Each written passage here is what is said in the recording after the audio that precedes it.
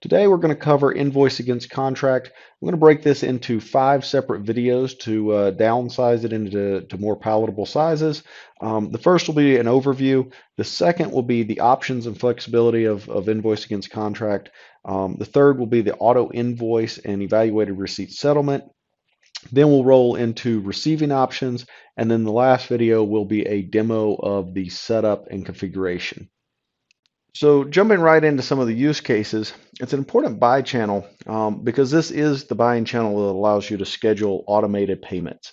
That's important for all of your reoccurring maintenance schedules. So whether that's a software subscription, something like elevator or facilities maintenance, software subscription maintenance, annual fees associated with tax services, etc., you can handle all of those with no longer needing invoicing, etc.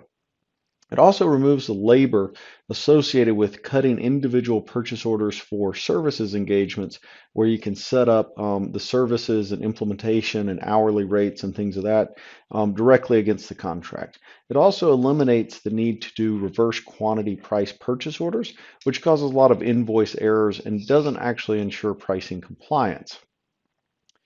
So on the right-hand side, we have use cases for invoice against contract. That includes things like facilities and plant maintenance, such as elevator maintenance, landscaping services, snow removal services, etc. The one that we've already spoken about, which is the recurring software subscription fees, and staffing agreements where you set up rate cards directly against the contract. Now, why this is important is when we talk about closing the loop, when you negotiate a contract, ultimately you believe you're going to save so much money. But over time, you lose some of that value because people aren't buying off your contract. The processing costs are very high, and then you don't necessarily have the contract compliance piece, and so you lose money based on the exceptions and discounts. And so ultimately, you don't capture all of your negotiated savings without the contract compliance tool. And so the integrated applications and having the contract compliance directly to the contract enables you to capture the complete value of your negotiated savings. So invoice against contract is one of the 7 buy channels that we offer.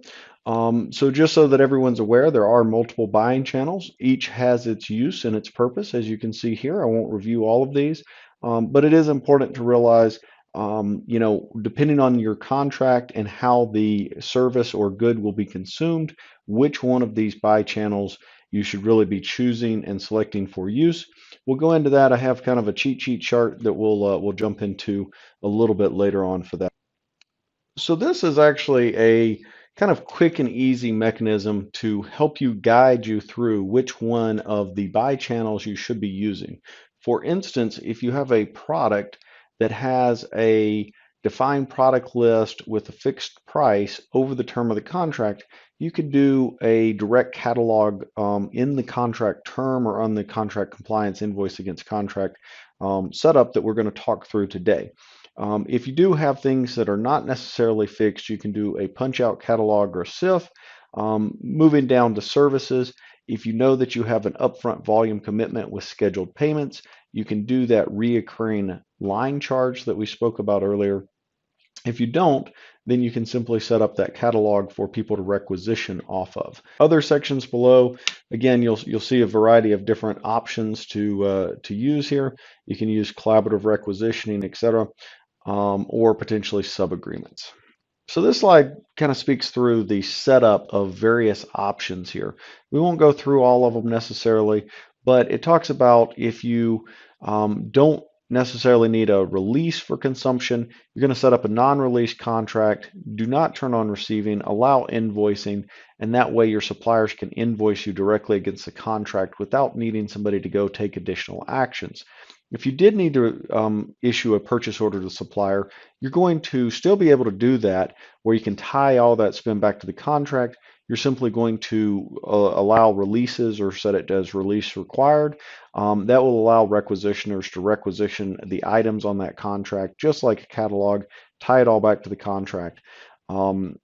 If you don't want a requisition, though, if you don't want a purchase order and you do need to receive items, again, that is another option. It's the same thing, non-release contract, but you're going to set receiving to yes.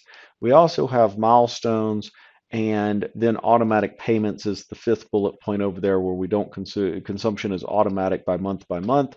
And so again, you're just going to do a reoccurring fee. Potentially with auto invoice, you can set it to auto invoice or for the supplier to invoice you, either way. Thank you for the time today.